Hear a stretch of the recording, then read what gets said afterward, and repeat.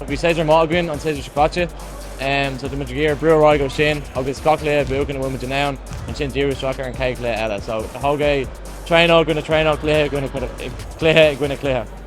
Coidon done Emery Ernok ag ordu, tá bonus stores all needs far, tá coach all needs far all handimo on tier.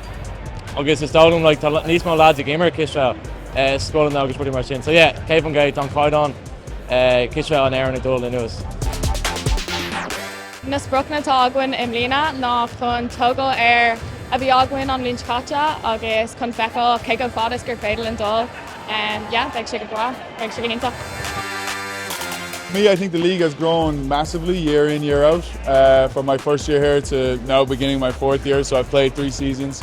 I think the quality of player has definitely progressed. I think the types of pros that are coming in here now are not just first year pros or second year pros. We're getting guys that have been playing pro for quite a while, so that definitely strengthens the league. Time bís don Cedar seo tá fearan láidir agus tá an talent gom freisin agus time bís don na cluichí.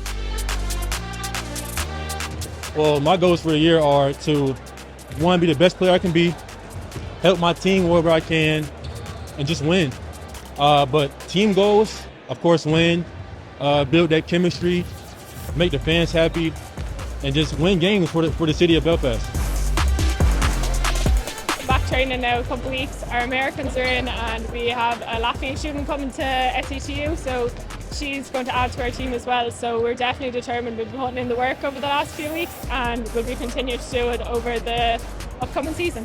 Muidig trein all go déan faciúpla seachtainna inis agus deirme muid cúpla cluichí cordial an deir seachtainna sibáte agus bhí siad go hiontach agus muidig still go mór le cluichí a chosnú inis.